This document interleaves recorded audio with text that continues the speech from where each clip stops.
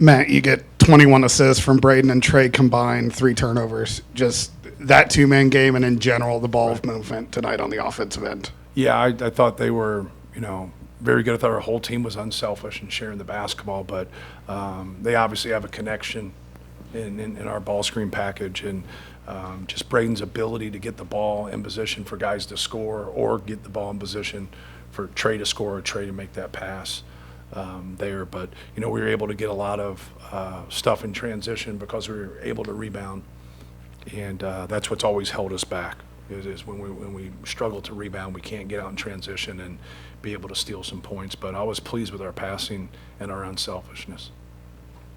Matt, we were talking to you yesterday kind of about the way that the taking care of the ball has fueled the defense. Just what ways did you see that tonight really kind of starting the avalanche? Yeah, just everything looks better when you make shots. So, like, you look great when you make 19 threes. Other night against Rutgers, we didn't look great because we were 4 for 24. But in terms of decision-making, both nights were really good. One night you made shots, one night you didn't. So a lot of times the untrained eye can't see that and understand that. But, like, if you watch basketball and you're like, hey, man, those are good shots, they're just not going in, you got to stay with it, and that's what we try to do. We just try to be positive about it and keep making good decisions, keep taking those shots, because as you see tonight, they can go in. So I think that's where it starts for us, both offensively and defensively. It's just our execution and then taking care of the ball and getting a quality shot. Obviously, we analytically scored it at a pretty high clip tonight, but then we're setting our defense when we take good shots and we score them. I mean, they got to take the ball out. You're going to do a better job of setting your defense, even though in the second half we proved that to be false a couple times.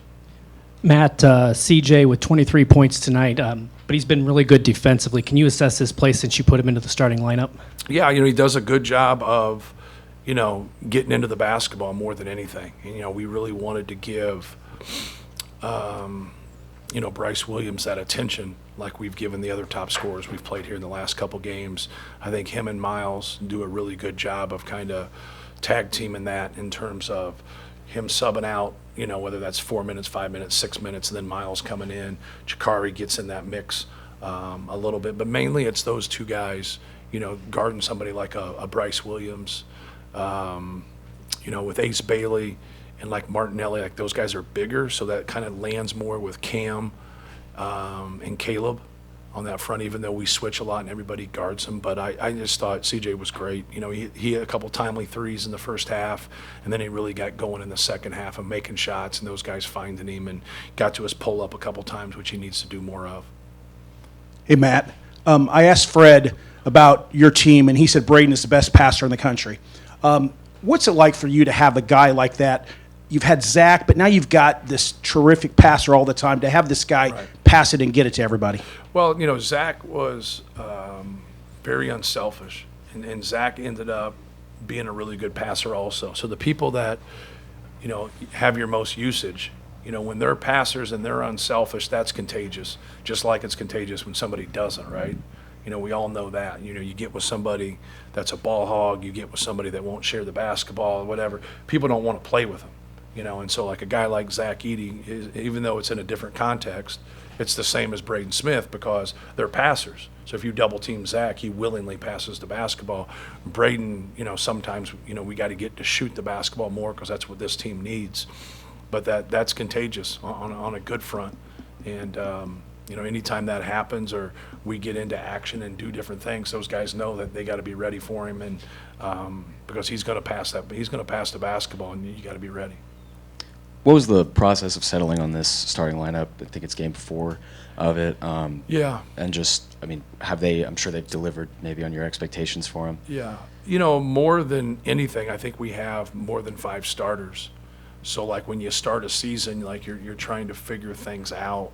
Obviously, Daniel, upset the apple cart a little bit by getting hurt, and that really helped open a window there, whether that was for Cam or whether that was for Caleb. Both of them have played more since then, and they both have done really well. So that changed a little bit. But I just thought after the Toledo game, when you play Texas A&M and Auburn, you got to be able to, from a physical standpoint, be able to play against them, right? And I think Caleb helps us in that area. Where Cam got himself in that position is I didn't start Cam, but he kept finishing games. he kept being the one that was better for us, to finish some of those games. So we put him in the starting lineup. And then as it went on, we played some really physical teams, and I think Caleb matched us to those guys better. And that was kind of through the Toledo game. I just didn't think we were very tough, and I didn't think we were quick to the ball.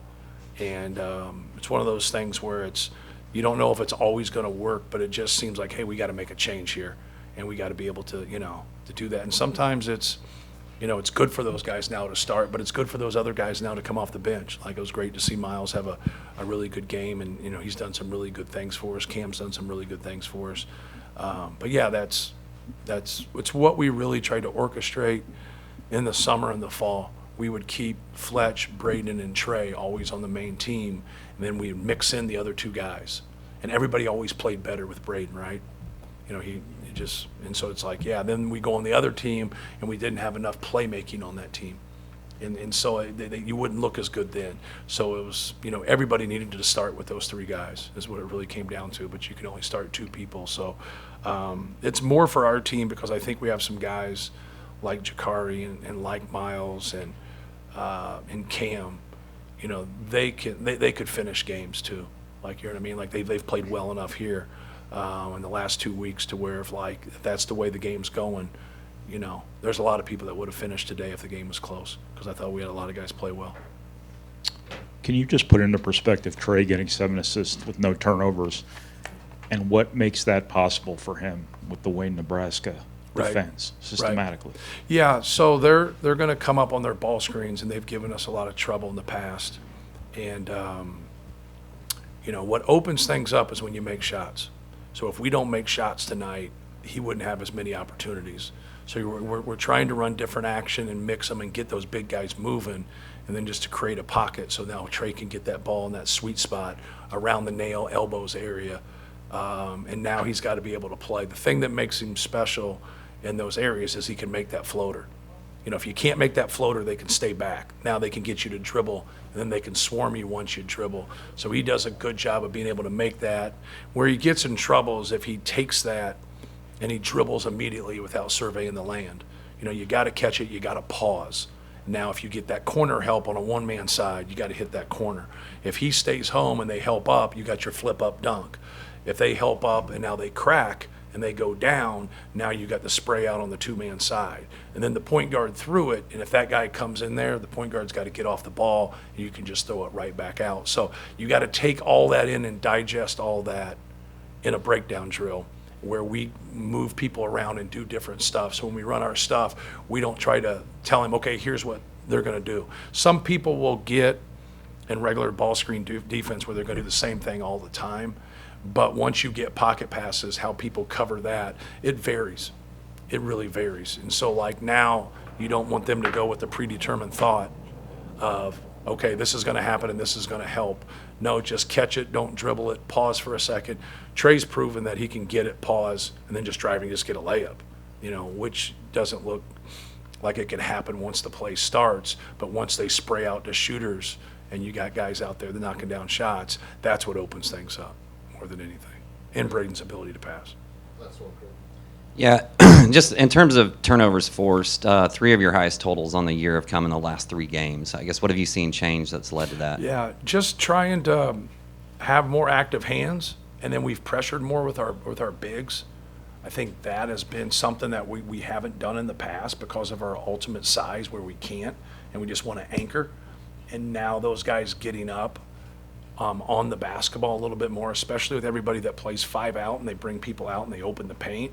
Now things are happening where they're getting some things, but yet our pressure is taking, they have to worry about the pressure instead of being able to pick us apart because we're back. When you're back, sometimes you'll take some alleys that people cut through where it won't be as clean, but once you get it, like, you're probably going to get something at that point. Where now, like, it opens up more because you've pressured, but there's a lot of bigs out there that can't dribble and pass the basketball all in the same motion. So we have tried to do that and just tried to be more detailed and clean with our switches while seeing the basketball, making sure when they go ISO ball screens that we anchor our low man. When they get dribble down post ups, anchor our low man, and just really keep the ball out of the paint. So the last 3-4 games, and I don't know what our total numbers are, but at halftime we've had really, really good numbers, Northwestern, Rutgers, in this game, of the ball staying out of the paint. And when it does, we've had a lot of success. When the ball does get in the paint, we don't have as much success. And that holds true for everybody. If you watch a pickup game versus the NBA Finals versus this game here, like all those games, when the ball gets in the paint more times than not, good things are going to happen. Thank you, guys. Thanks. Thank you.